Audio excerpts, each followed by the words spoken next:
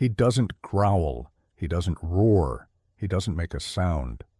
The massive silverback sits in the transport crate, eyes low, shoulders hunched, like he's trying to disappear inside himself. When the door creaks open, he doesn't flinch. He just stares past the world. This is Tamu. What's left of him anyway? His fur is matted and streaked with old blood. One ear is torn in half. Scars cross his chest like ancient carvings. He limps as he steps into the enclosure for the first time, his every movement stiff, deliberate, broken. The troop watches from a distance, silent, tense. They've seen newcomers before, but not like this. Shabani, the troop's dominant male, stands tall beneath the shade of a fig tree. He doesn't approach, just observes. Around him, juveniles huddle close to their mothers, sensing the unease in the air. Even the insects seem quieter than usual. Tamu doesn't acknowledge them. He doesn't look around or sniff the air. He keeps to the farthest edge of the enclosure, near the stone wall, where the shadows stretch longest. Staff note how he presses his back against it, as if needing something solid behind him, as if he's still expecting danger.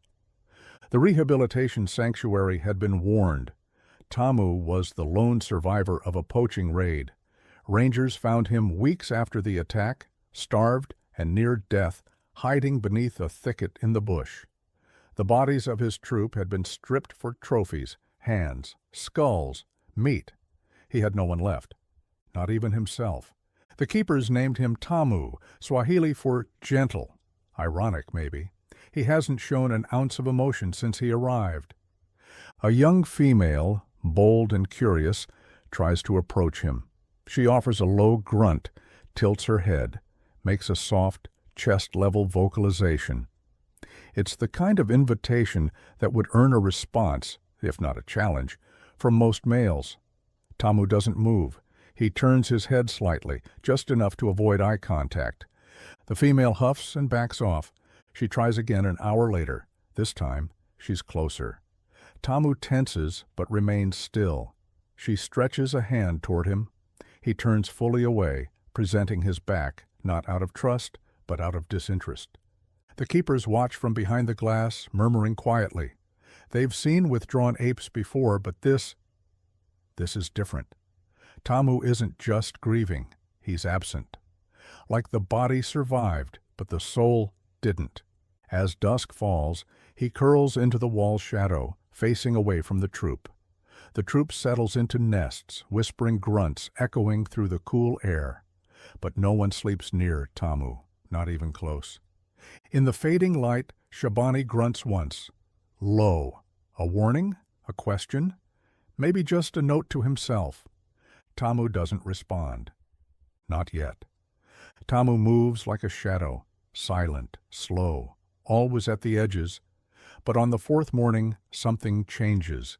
He steps beyond the shaded corner, just a few paces, just enough for the troop to notice.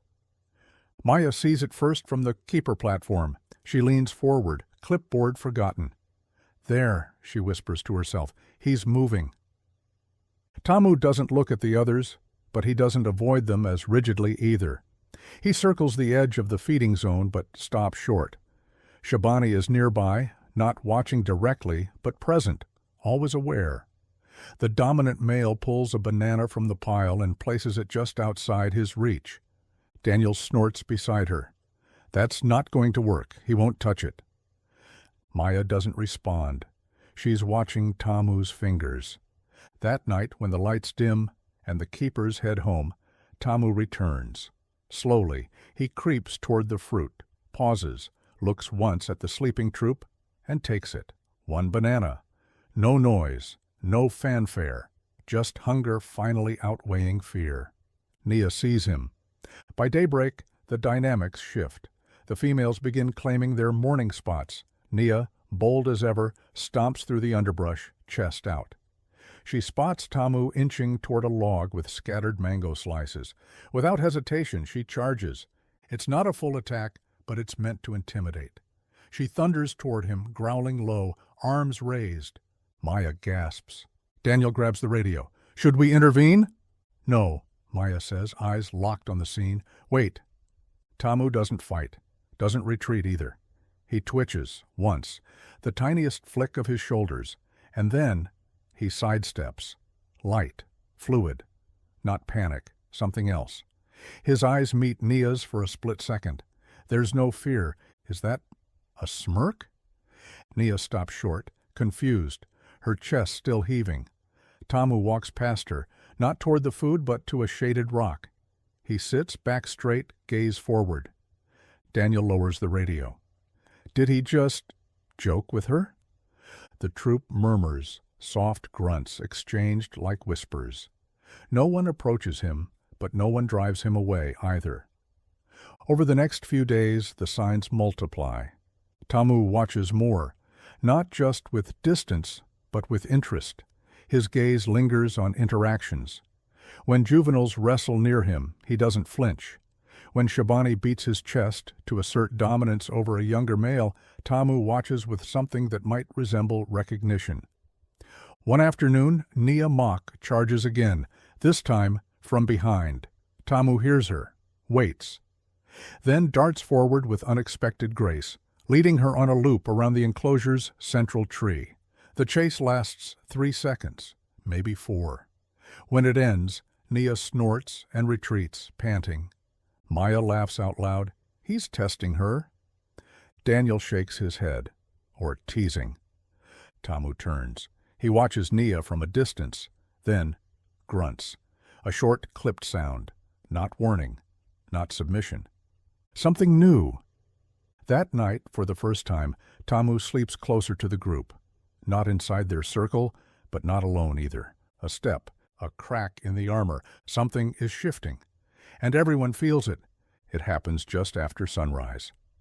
The troop is finishing breakfast, pulp and peel scattered beneath the fig tree. Nia stands tall, surveying her space, claiming it without apology. Tamu crosses her line, slowly, deliberately. Everyone watches. Daniel mutters, "Here we go again." Maya doesn't blink. "Let him!" Nia charges. Dust kicks up as her fists slam the ground, muscles rippling. Her scream echoes across the enclosure. It's louder than before, fiercer.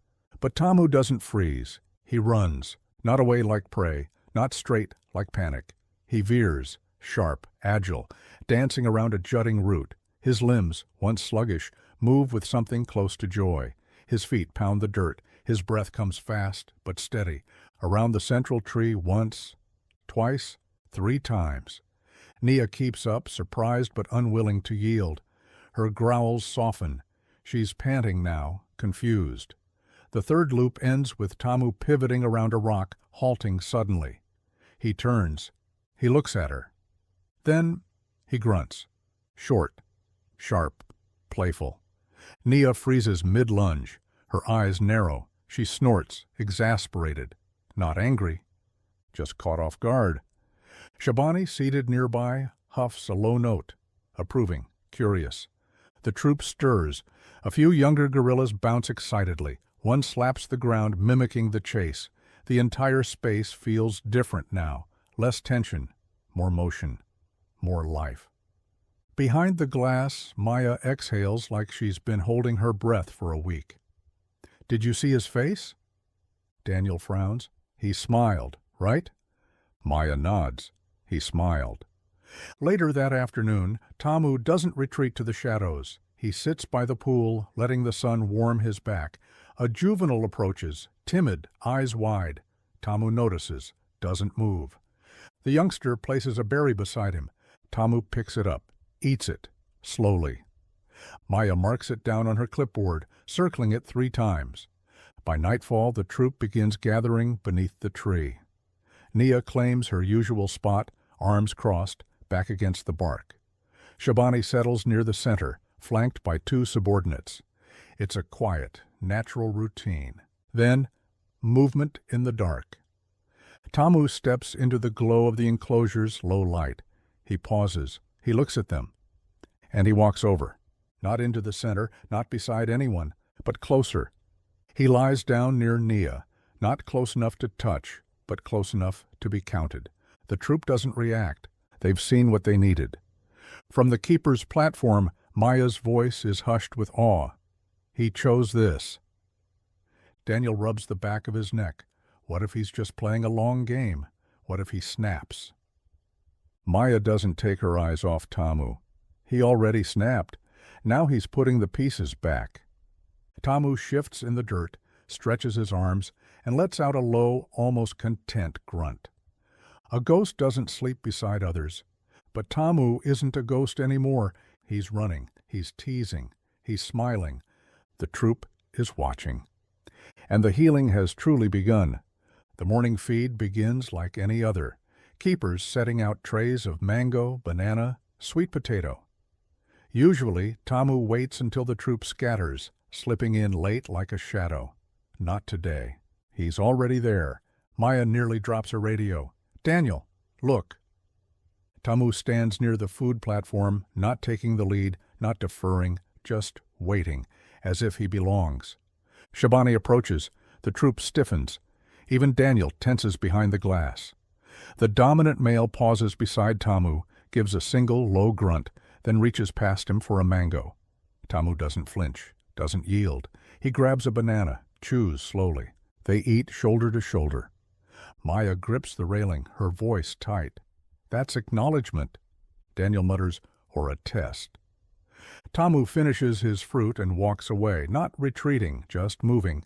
He brushes past a young male, pauses as if to greet him. The juvenile mimics the pause, a mirrored gesture, respect. Later, in the upper ridge of the enclosure, a rustling sound breaks the quiet. Nia. She's back to her old tricks, posturing, stomping, launching into a sudden charge. But Tamu is faster now, and this time, he doesn't just run. He loops. He doubles back. He circles Nia, leading her into a zigzag path between logs and vines. She growls through breathless laughter, her chuffs sounding more amused than aggressive. The keepers can hardly keep up. 12 seconds, Maya whispers, stopwatch in hand. That's the longest yet. Daniel shakes his head, half smiling. He's toying with her. Maya grins. She's letting him. By midweek, the chases have become routine.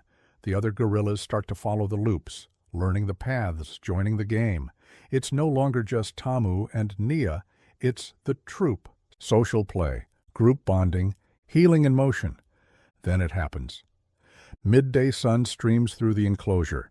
Tamu spots a female grooming her infant. He moves closer, not direct, not pushy. He waits.